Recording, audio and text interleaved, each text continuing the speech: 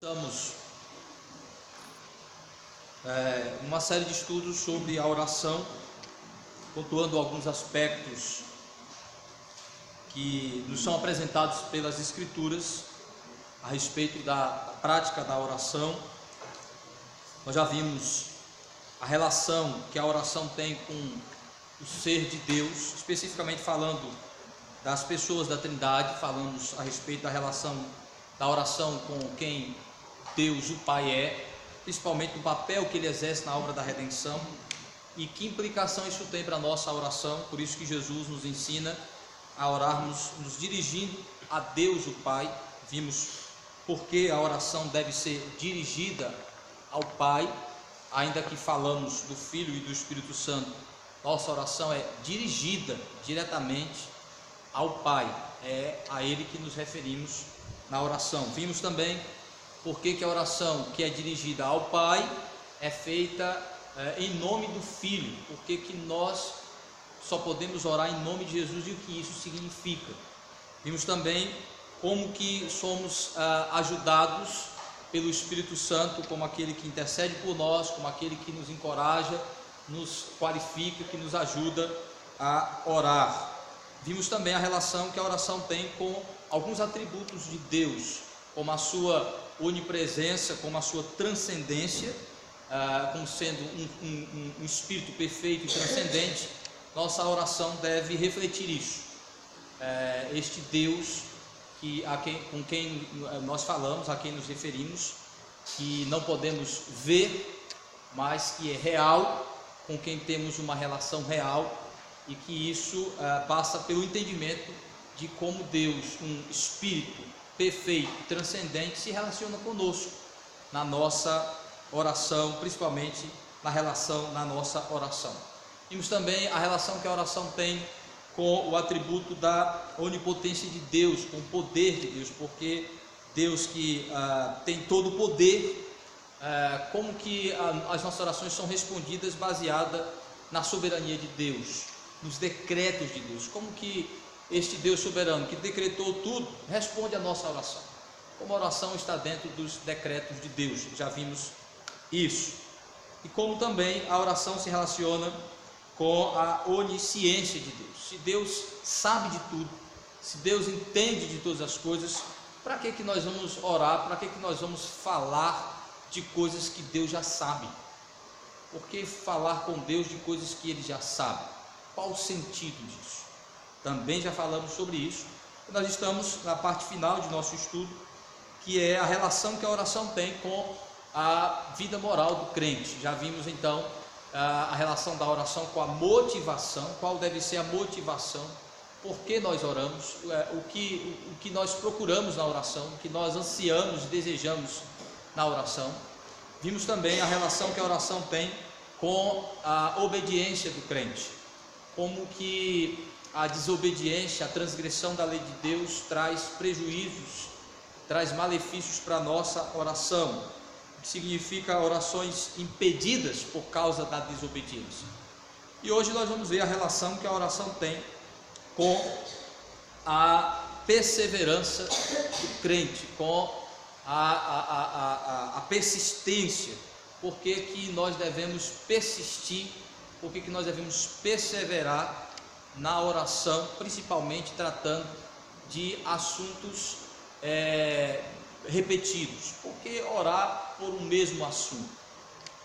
Qual é o sentido de permanecer falando com Deus de coisas repetidas, das mesmas coisas? Qual o sentido de orar pedindo por algo durante muitos anos da vida ou toda a vida? Por que repetir pedidos? Qual o sentido de continuar pedindo a Deus coisas que ainda não veio? Que sentido isso faz? Qual é a relação disso com tudo aquilo que a palavra de Deus nos ensina a respeito de oração? Então nós vamos ver a relação da oração com a perseverança, com o contínuo pedido para com coisas que ainda não veio. Por que a gente continua pedindo a Deus coisas que ainda não recebemos? Não seria isso um sinal de fraqueza da nossa parte?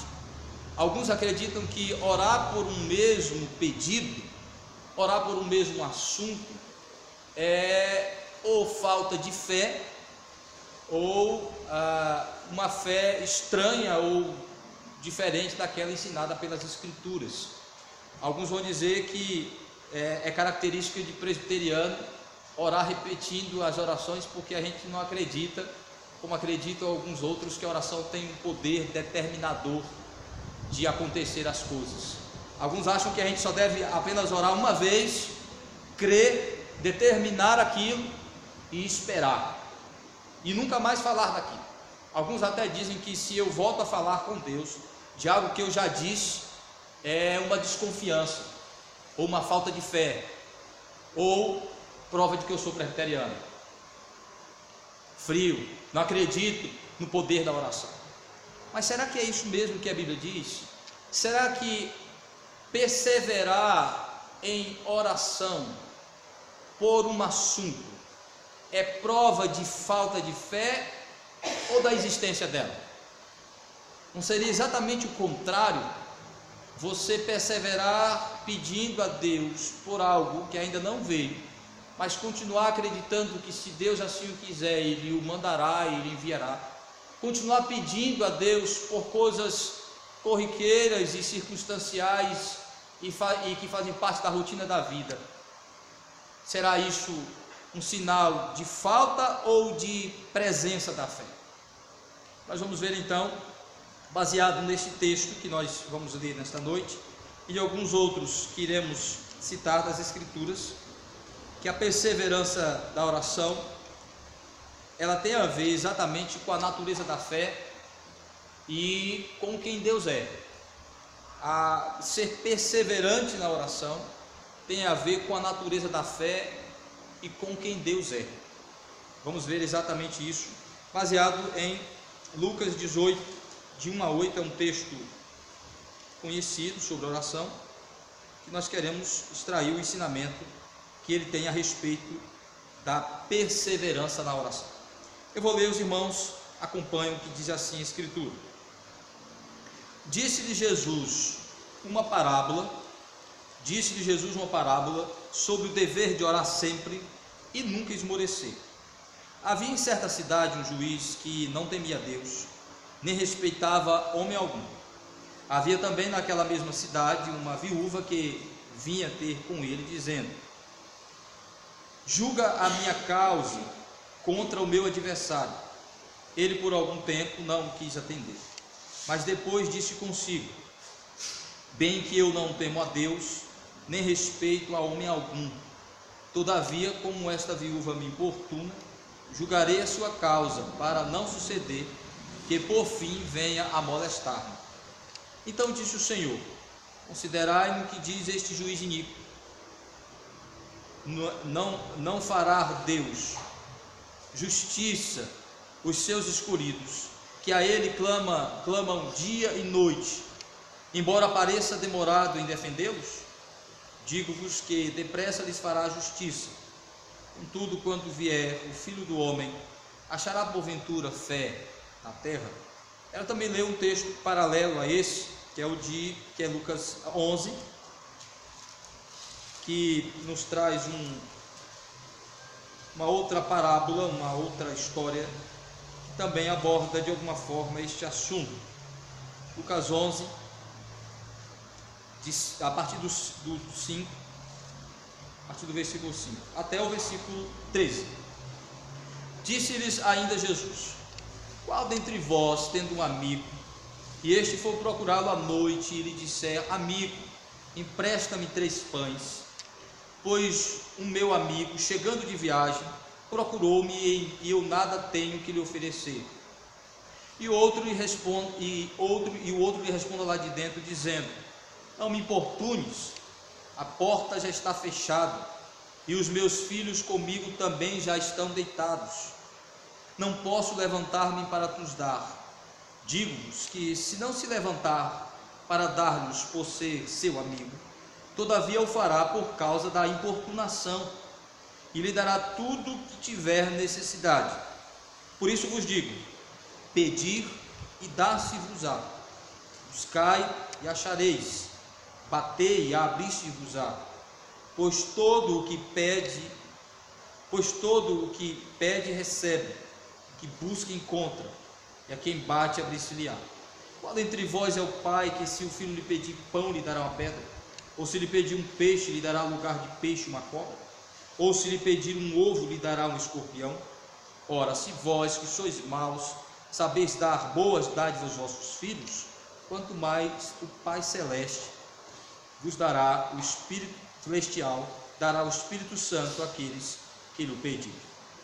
Então, de alguma forma, essas duas histórias contadas por Cristo estão relacionadas no propósito de Jesus de mostrar para os seus discípulos que eles não deveriam se desanimar. Vejam que no capítulo 18 a parábola é contada com o objetivo de estimular os discípulos. Diz o texto que Jesus queria animá-los, encorajá-los à oração perseverante, sabendo da possibilidade deles desanimarem, deles se sentirem desencorajados e desistirem e pararem de orar. E veja que a parábola que Jesus conta, apesar de que devemos ter muito cuidado em interpretá-la, porque nós precisamos tomar cuidado em interpretar as parábolas, porque nós não podemos procurar um sentido para todos os elementos, e muitas vezes o paralelismo entre a figura e o real representado muitas vezes no seu ensino geral e não em todos os detalhes. Por exemplo, nós não podemos, apesar do juiz aqui representar de alguma forma Deus, não podemos atribuir as qualidades desse juiz para Deus. Meu Deus não é iníquo, Deus é santo, né? Deus não se sente molestado pelos que lhe procuram, pelos seus filhos. Deus não faz corpo mole para fazer seu trabalho, como esse juiz aqui. Deus não seleciona e escolhe a quem ele quer cumprir seu papel. Ele não é seletivo nesse sentido, no que diz respeito à sua responsabilidade como Deus. Então, é óbvio que o juiz aqui descrito não é um representante autêntico de Deus.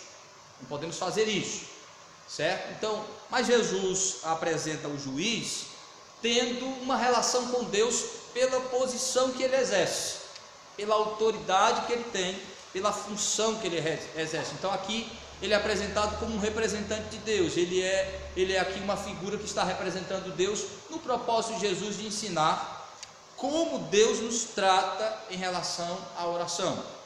Então ele pega a história, diz que a mulher, a viúva, queria que a sua causa fosse resolvida, mas o juiz não quis resolver, fez vista grossa, ignorou a causa daquela mulher, e diz que ela, vendo que aquele homem não era um homem temente a Deus, que não se importava com a causa principalmente dos pobres, não havia piedade cristã, era seletivo na execução do seu papel e de sua função, diz que ela então o importunava, ela todo dia pedia a ele para resolver a sua causa. Então Jesus então diz que o juiz, sentindo-se importunado, molestado, resolveu atender e resolver a causa daquela mulher para se livrar dela.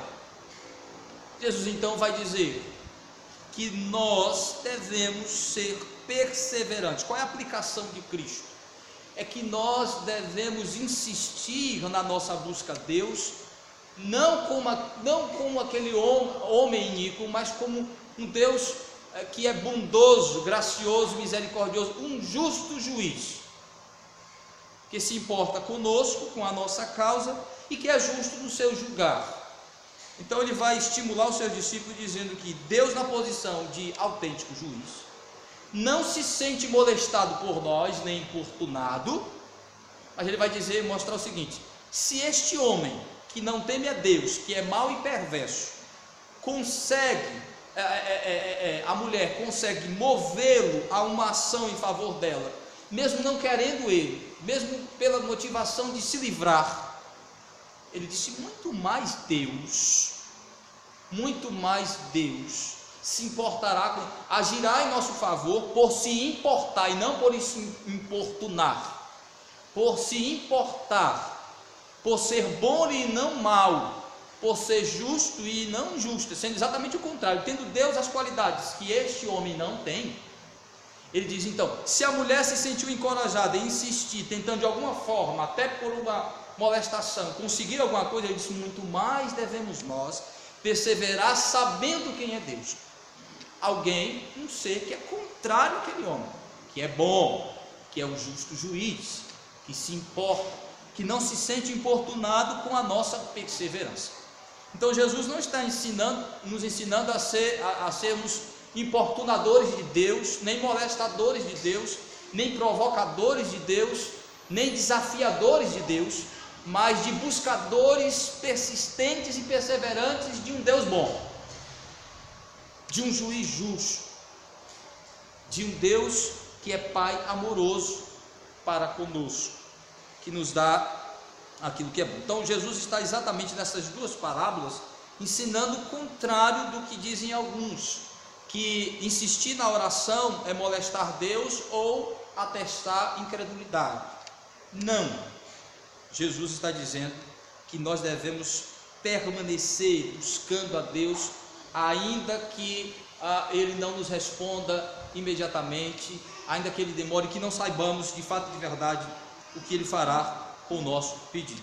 Então, o outro texto também é um encorajamento para isso, onde Jesus vai mostrar que naquela história que ele conta, de que uma pessoa foi visitar um amigo e o amigo não tendo como atendê-lo, como acolhê-lo na noite, pede a um outro que o ajude. Jesus também vai mostrar com esta mesma parábola que os seus discípulos, que os crentes devem bater insistentemente na porta da graça, tanto que aí ele já faz uma aplicação clara do objetivo porque ele contou a parábola, para mostrar aqui, o amigo importunou o outro, mas nós não importunamos a Deus. O amigo incomodou o outro, mas bater na porta da graça não é importunar, é mostrar exatamente que nós entendemos quem é Deus. Deus que tem prazer de nos ver diante dele, buscando o seu auxílio. Então Jesus termina encorajando, dizendo assim: bata, busque, peça. E ele descreve Deus como um pai bom, que tem coisas boas para nos dar. Mas eu queria, nesse tema, pensar um pouco no contrário. É para mim muito claro a afirmação de que devemos ser perseverantes, mas quem diz que nós não devemos ser perseverantes, porque perseverar é incredulidade, porque o crente tem que orar com fé e determinando, e ele se baseia em alguns textos que é importante nós entendermos o que Jesus quer dizer, ou o que as Escrituras, através de outros escritores, querem nos dizer a respeito disso. O primeiro texto é Marcos 11, versículo 24, onde Jesus Cristo vai dizer que nós devemos orar com fé, e dá uma ideia de que uma oração feita com fé, ela não precisa ser repetida. Marcos 11, 24. Por isso vos digo que tudo quanto em oração pedirdes, crede que recebestes, e será assim convosco. Se vocês orarem crendo que já vão receber, vocês receberão. Então, os opositores à perseverança da oração vão dizer assim: Jesus está dizendo que quando você ora, tudo que você pede, acreditando, tem outro texto que ele diz assim, acreditando que já recebeu, você receberá. Então eles vão dizer: está vendo? Jesus está dizendo, quando você crê com fervor, ora com fervor, crendo, você não precisa repetir a oração, as coisas vão vir, basta agora você só esperar. Então, se você tem que repetir a oração, se a bênção não chegou, é porque ou você está em pecado, ou você não tem uma fé forte, verdadeira, você está duvidando, ou você está em pecado. Mas, meus irmãos, não é isso que Jesus está ensinando, que a oração da fé é uma oração determinante, que eu oro e as coisas acontecem, eu oro e eu recebo imediatamente.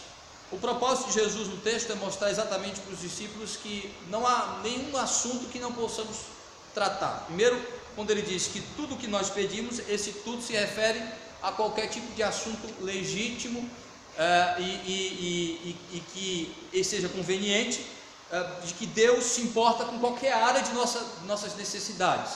De qualquer tipo de coisa podemos pedir a Deus que seja legítima e que expressa a vontade de Deus para as nossas vidas revelada em sua palavra. Então, tudo que nós pedimos, primeiro que Jesus Cristo está encorajando os discípulos a orar por qualquer motivo e orar usando exatamente o acesso que nós temos por meio dele.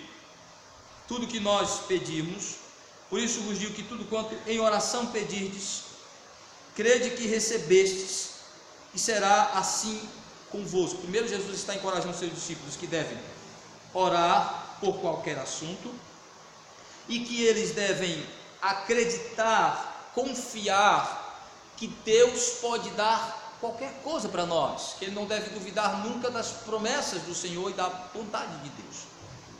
Mas Jesus está dizendo que necessariamente receberemos tudo que nós pedimos, mas ele está dizendo que receberemos qualquer tipo de coisa.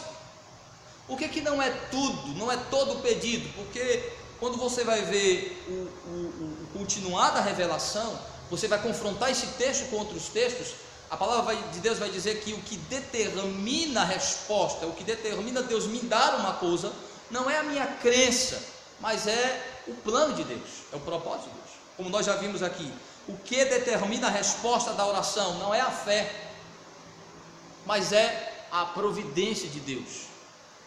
Então, por exemplo, um outro texto de 1 João capítulo 5 é também utilizado para defender a oração determinante,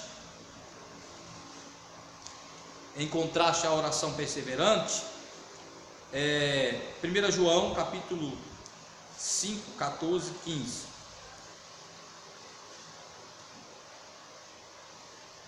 João diz assim: e esta é a confiança que temos para com ele, que se pedirmos alguma coisa segundo a sua vontade, ele nos ouve.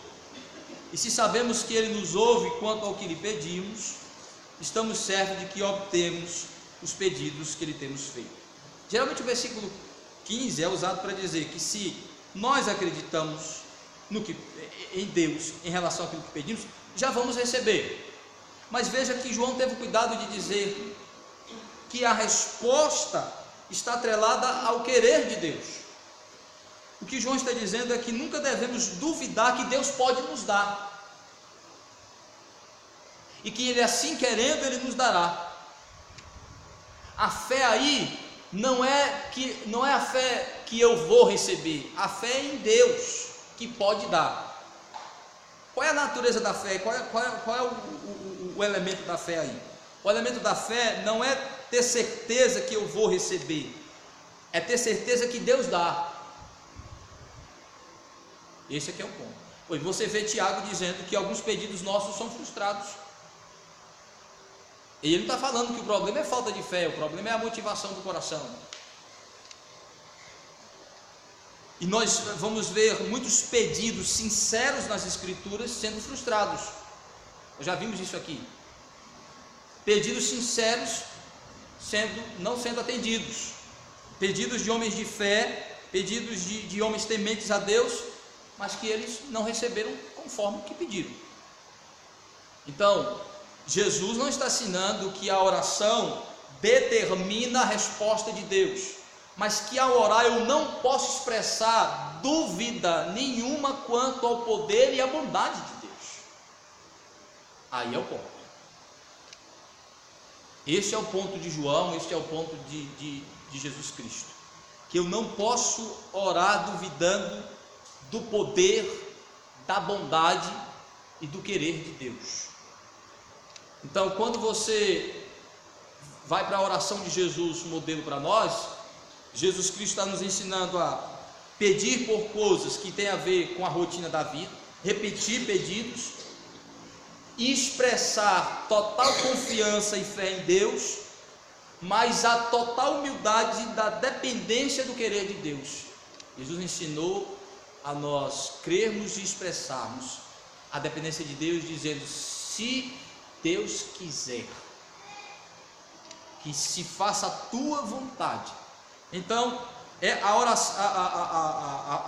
afirmação de Jesus de que eu devo orar crendo que receberei, orar crendo que Deus me dá, não é uma crença determinista, não é uma fé que exige de Deus e determina que vai receber, e não é uma oração única de assim: pronto, eu já orei e agora só vou esperar, porque o Senhor vai mandar.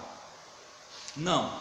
Quando Jesus diz que eu tenho que orar crendo que eu vou receber, é que eu tenho que orar crendo em quem Deus é, crendo nas promessas de Deus, principalmente nas coisas que Ele já disse que daria.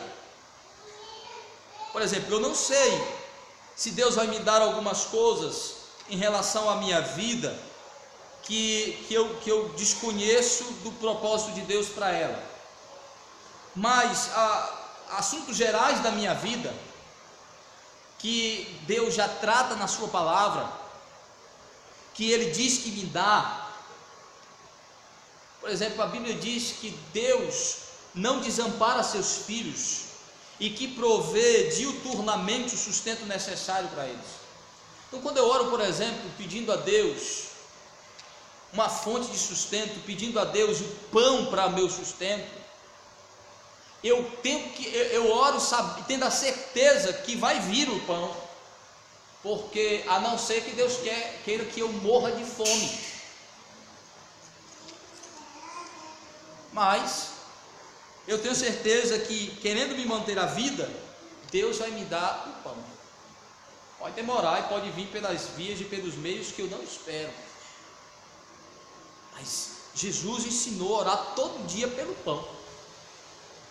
Orar todo dia pelo pão. Então, eu vou repetir isso todos os dias e vou orar com a certeza que Deus vai me dar, porque é algo que faz parte de uma providência já estabelecida por Ele, de uma graça que virá diuturnamente e de algo que tem a ver com a provisão diária de Deus sobre a minha vida, algo já afirmado por Ele na sua palavra. Mas existem circunstâncias, existem assuntos e coisas que surgem na minha vida que eu não sei. E então, como é que eu vou orar por estas coisas? Primeiro eu preciso entender a legitimidade do meu pedido. Eu tenho que testar o meu pedido à luz dos ensinamentos gerais e específicos da palavra de Deus sobre o que é conveniente pedir a Deus.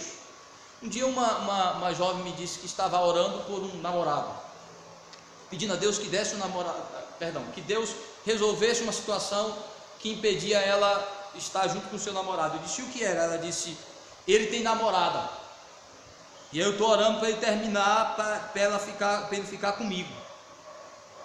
Eu disse: mas tu não acha que está orando por uma coisa errada, não? Ela disse: não acho não. Eu disse: tu acha mesmo que Deus está aprovando tu orar para desfazer um relacionamento, para começar o teu? Não, porque eu acho que ele é o que Deus escolheu para mim. Eu disse: como é que tu sabe? Eu disse: eu sim. Então eu oro todo dia para Deus terminar o namoro dele e ele namorar comigo. Ela achava muito legítimo isso, mas eu mostrei nas escrituras que ela estava equivocada. Poderia até ser que ele fosse no futuro até o namorado dela, mas ela orar para desfazer um relacionamento que ela nem sabe, ela nem tem certeza de nada, para interferir em algo que ela não sabe, para produzir o tipo de desfazer um relacionamento de alguém. Eu disse: você acha que é legítimo isso? É algo que a palavra de Deus manda você orar? Eu disse: vou pensar. Eu disse: pois pense, porque os pedidos devem ser testados à luz da revelação de Deus. Saber primeiro se é legítimo em relação ao que Deus diz ser coisa correta a se pedir a Ele. Segundo, você precisa testar a funcionalidade disso, ou seja, é para a glória de Deus, é para o meu bem, edificará de alguma forma a minha vida, as pessoas, o nome de Deus, promoverá o reino de Deus. Terceiro, será que isso está de acordo com a vontade soberana de Deus? Esse último você só sabe quando Deus responder, ou seja, as circunstâncias, eu não sei os decretos soberanos de Deus. Então, os pedidos devem passar por este crivo, por esta peneira para nós. Se sobra apenas, será que é o que Deus decretou para mim? Será que é o que Deus quer para a minha vida? Aí eu aguardo. É legítimo? É uma coisa correta? Vai glorificar o nome de Deus? Vai produzir algum tipo de benefício para a minha vida? Vai trazer algum tipo de edificação pessoal, física, social, cultural, espiritual? Vai promover algum tipo de benefício para a sociedade, para a minha família, para a sociedade, para a igreja? Vai promover o reino de Deus? Vai. É legítimo, é correto. Então, mas eu estou pedindo e Deus nunca me dá. Eu posso continuar pedindo em relação a isso? Não vejo dificuldade de você continuar pedindo algo que seja legítimo, e principalmente aquilo que a gente tem necessidade, que faz parte das nossas necessidades. Então, esses textos não ensinam que eu só posso orar uma vez e esperar e pronto. Posso sim continuar pedindo pelas mesmas coisas. Nós temos alguns exemplos aqui interessantes. Em 1 Reis, capítulo 5, versículo 1 Reis, capítulo 18, de 42 a 45, temos o exemplo do próprio Elias, que Tiago vai também falar, dizendo que ele orou para que não chovesse, passou uns tempos sem chover, depois ele orou para que voltasse a chover. Tudo isso, se você ler a história, o texto é em 1 Reis 18, a partir do 42. Se você olhar bem a história, ele faz isso baseado na própria revelação de Deus, na própria ordem do Senhor, do que o Senhor faria naqueles dias ali, no período do reino do rei Acabe. Então, Elias ora para que não chovesse, e Tiago fala isso em sua carta. Depois ora para chover, e quando ele ora para chover, tem uma coisa interessante, ele vai orar umas 7 vezes seguidas. Veja o texto, 1 Reis 18, 42, a partir do 41. Então disse Elias a Acabe: sobe, come, bebe, porque já se ouve ruído de abundante chuva. Subiu Acabe a comer e a beber. Elias, porém, subiu ao cimo do Carmelo, e encurvado para a terra, meteu o rosto entre os joelhos e disse ao seu moço: sobe e olha o lado do mar. Ele subiu, olhou e disse: não há nada. Então lhe disse Elias: volta, e assim por 7 vezes. A 7ª vez disse: eis que levanta do mar uma nuvem pequena, como a palma da mão de um homem. Então disse ele: sobe, diz e Acabe: aparelha o teu carro e desce, para que a chuva não te detenha. Dentro em pouco os céus se enegreceram com nuvens e ventos, e caiu grande chuva. Acabe subiu ao carro e foi para Jezreel. Então, aí Tiago vai dizer dizer que nós devemos orar, porque a oração de um justo tem muito valor. E ele encoraja a oração dizendo assim: Deus responde a homens comuns, como respondeu a Elias. Aí ele invoca Elias, dizendo: era um homem que tinha as mesmas limitações que nós, orou para o sol parar, o sol parou, orou para cessar a chuva, cessou, orou para voltar a chover e voltou. Mas se você, aí alguns dizem: está vendo? Elias era um homem poderoso, Elias orava e as coisas aconteciam. Mas olha, você prestar atenção, Elias como profeta, Elias tem hora que ele realiza coisas extraordinárias, orando e sem orar. e sem orar. Elias é aquele que orou e o fogo desceu para consumir os profetas de Baal. Elias orou, o sol parou e Elias orou e voltou a chover, e veio chover. Mas irmãos, vejam só, Elias aqui, com os profetas de Baal, ele faz só uma oração. Aqui ele fez uma, depois ele fez mais 7, ele faz 8. Tiago vai dizer que ele orou, aí está dizendo que ele orou 8 vezes, no mesmo dia, pedindo. Ele não poderia simplesmente orar e chover imediatamente? Mas veja que ele orou repetidamente. E em relação a algo que Deus disse que ia fazer. Agora, outra coisa fantástica, Deus já disse que ia mandar a chuva, e ele ainda precisou orar pedindo a chuva. Então, o feito já estava determinado para acontecer, Deus já disse que ia acontecer, e ainda ele orou. E orou não uma vez, orou 8. Isso mostra na realidade, meus irmãos, é que a oração nossa não determina nada. Ela não é determinante. A gente pode muitas vezes orar por um assunto, pedir a Deus uma coisa e Ele imediatamente nos dá. E nós podemos pedir uma coisa, passar a vida toda e receber aquilo no fim da vida. Tem gente que ora pela conversão de um ente querido, de um parente, a vida toda, e muitas vezes isso ocorre no fim da vida, e muitas vezes esse crente morre e não vê aquele indivíduo convertido. A gente passa a vida toda pedindo por algo que a gente não vai receber. Porque a nossa oração não tem o poder determinante de realização. Por mais fervorosos que sejamos, por mais crente, por mais fé que tenhamos, por mais que acreditamos extraordinariamente no poder de Deus, a oração por si só, a nossa oração, a oração da fé, a oração poderosa, ela não é tão poderosa assim quando Deus não quer agir por meio dela.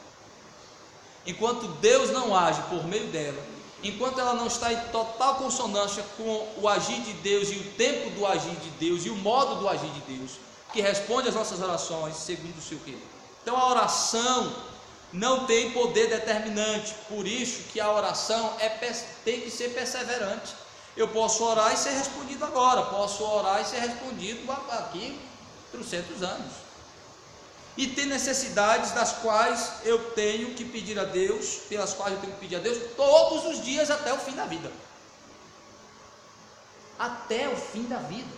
Eu tenho que orar por santificação, por exemplo. Eu tenho que orar por perdão de pecados. Eu tenho que orar confessando os meus pecados. Quando é que um crente vai parar de orar pelos seus pecados? Quando? Quando morrer. Porque aqui não. Quando é que eu vou parar de pedir a Deus que me perdoe, que me santifique, que me dê graça, que me dê alimento, que me dê proteção? Quando eu vou parar de pedir essas coisas a Deus? Nunca. Enquanto estivermos aqui, nunca. Então há uma agenda repetitiva para a oração básica, que não tem como se livrar, é inescapável. Então aí você olha para o exemplo de Cristo. Jesus está orando no Getsemane, e nós já vimos aqui esse exemplo. Jesus ora 3 vezes pelo mesmo assunto. Jesus, o Filho de Deus, Deus que sabe de tudo, conhece tudo, sabia que já estava para se encontrar com a cruz, e lá no Getsemane ele ora 3 vezes pela mesma coisa e repetindo as palavras. Não é isso não que o texto diz? Abram aí, Evangelho de Mateus, capítulo 26, versículo 44. Se é errado repetir os pedidos, se é errado nós falarmos das mesmas coisas com Deus, Jesus pecou então. Jesus errou, porque Jesus falou com o Pai no mesmo dia, 3 vezes da mesma coisa. Mateus 26, 44.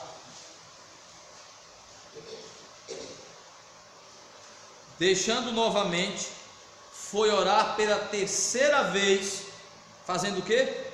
Repetindo as mesmas palavras. Jesus orou naquela noite 3 vezes pelo mesmo pedido, pelo mesmo assunto, repetindo as palavras ainda. Então, a repetição do pedido, do anseio diante de Deus, não é pecado, não é falta de fé, pelo contrário, é a confirmação dela. É porque a fé é perseverante. A fé nos liga a Deus como dependentes dele. Então orar é expressão de dependência. Então quando eu oro perseverantemente, eu estou expressando uma fé que persevera na dependência de Deus. Então eu busco constantemente. Eu sei que para eu ter suprir as minhas necessidades básicas todos os dias, eu preciso iniciar meu dia orando, pedindo, e terminar meu dia orando, agradecendo. Mas Deus é tão bom, Deus é tão bom que não precisa, que não depende necessariamente dos nossos pedidos para nos ajudar. Que se a gente só comesse no dia que a gente pedisse o pão, nós estávamos todos mortos. Se a gente só fosse abençoado por Deus no dia que a gente agradecesse, pedisse e agradecesse a Ele, só esses dias, se eu só recebesse, aqueles que acreditam que a oração determina tudo em nossa vida, se nós só tivéssemos o que pedimos em oração, seríamos os mais pobres do mundo. E olha que Jesus ainda disse que tinha muita coisa que nós não recebemos porque ainda não pedimos em oração, que Deus faz questão de nos dar pela oração. Ele diz: tem muitas coisas ainda que devemos pedir. Mas se a nossa oração determinasse as bênçãos de Deus na nossa vida, se sem oração sem poder, sem oração sem mover de Deus, sem oração sem céu aberto, quem seríamos nós?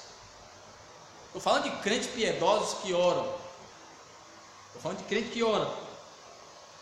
Até os pentecostais que acham que oram mais do que nós, se os pentecostais achassem que eles seriam abençoados por Deus só pelos que eles pedissem, seriam pobres,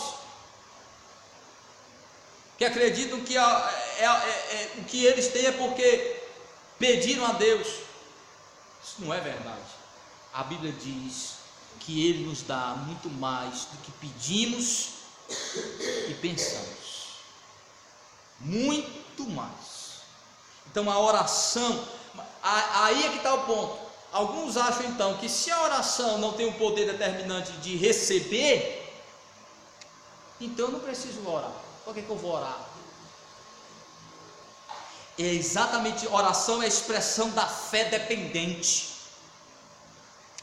Eu não oro porque a minha vida depende necessariamente da oração para ser abençoada, mas a minha vida depende de Deus. Então eu oro para que Deus tenha misericórdia de mim e primeiro não me permita perder de vista o entendimento de minha dependência dEle, e que eu nunca esqueça de ser grato, que é o que nós vamos ver no nosso estudo na próxima semana, finalizando. Qual é o propósito da oração mesmo biblicamente? Qual é o propósito então da oração, segundo a palavra de Deus? Para que nós oramos? Qual é o poder mesmo que a oração tem? Porque Tiago diz que a oração de um justo tem valor, tem muito valor, tem eficácia.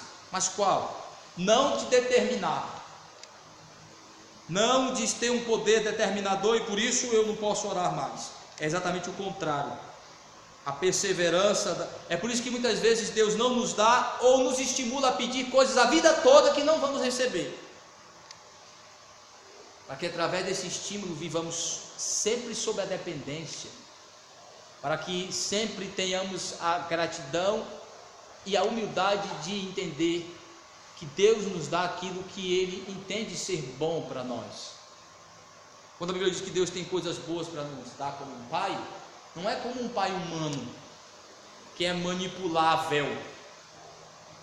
Um pai humano, Jesus disse, vocês são maus e ainda conseguem dar boas coisas aos vossos filhos, mas vosso Pai Celeste, Ele é bom. Só que aí é interessante, né? Quando Jesus diz assim, Ele é bom, mas Ele não é bom como a gente quer que um pai humano seja bom. Como é que um filho acha que um pai humano é bom? Quando é que um filho é bom com um pai na relação humana? Quando o pai faz todos os gostos dele. Quando o pai atende todos os caprichos dele. Quem nunca viu um filho dizendo que o pai é ruim porque negou um pedido? Porque não atendeu, não deu a hora e do jeito que ele queria. Quando é que a gente acha que uma pessoa é boa para nós? Quando ela atende os nossos caprichos, nossa vontade, ela está à nossa disposição, atende a nossa agenda. Quando ela contraria a gente não acha ela tão boa assim não. Assim a gente faz com Deus. Como é que Deus é um pai bom? Deus é um pai bom, atendendo sua agenda, que Ele entende de ser boa para nós. Deus é um pai bom porque Ele nos dá as coisas que Ele pensa ser bom para nós. Que Ele pensa ser boa para nós. Não o que a gente diz ser bom, não o que a gente acha ser bom. No tempo e na hora de que um pai bom acha que é a hora de atender o filho. Então, a oração, ser perseverante, orar todo dia pedindo a Deus pela nossa família, pela nossa saúde, pela nossa proteção, é sinônimo de fé perseverante, de fé dependente. Que é isso que os textos que nós lemos ensina, que nós devemos perseverar, não desanimar, por causa que essa é a natureza da fé. A fé nos coloca na dependência de um Deus bom, que se importa conosco, que devemos buscar sempre, que tem o melhor para nos dar segundo a sua vontade, que é baseado na natureza da fé e é baseado em quem Deus é, um pai bom, um Deus amoroso, que tem prazer de nos ouvir todo dia falando das mesmas coisas, mas como quem depende e confia neste Pai. Por isso que Jesus disse que nós devemos ser como criança, porque a criança que está sob a dependência do Pai, ela tem que esperar, ela tem que esperar o tempo e a boa vontade do seu Pai. A criança pequena, ela come na hora que o pai dá, a mãe dá. Ela toma banho na hora que o pai e a mãe botam tomar banho. Ela tem os bens que os pais pensam ser os melhores para ela. É isso que Jesus está ensinando, o que é ser como uma criança em relação a Deus. É viver prazerosamente sob a dependência de Deus, que dá o alimento, que dá a proteção, segundo a sua vontade, segundo o seu querer.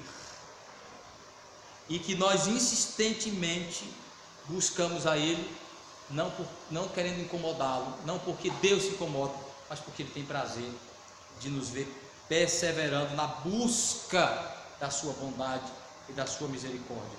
Então, por isso, meus irmãos, que há uma agenda repetitiva para nós, mas nós vamos orar hoje de novo por pedidos que a gente sempre tem orado. E aí outros acham que ser fervoroso é inovar na oração. Não, meus irmãos, ser fervoroso é pedir com uma alegria renovada, com uma fé renovada, falar das mesmas coisas, com a fé, com a alegria renovada no Senhor, a confiança renovada no Senhor, porque a vida é essa rotina. Se a gente for para Marte, a gente vai pedir outras coisas, vai pedir oxigênio, que lá não tem, né? Pedir água, que lá não tem, aí sim. Mas na Terra, vamos lidar com essa realidade aqui, que, como disse Salomão, uma novidade. Nossos primeiros pais oraram pedindo alimento, vamos fazer, proteção, vamos fazer. Então, meus irmãos, a perseverança na oração tem a ver com a natureza da fé. A fé é perseverante, tem a ver com Deus. Deus é um Deus que persevera em cuidar de nós. Que Ele, pois, nos abençoe. Amém. Vamos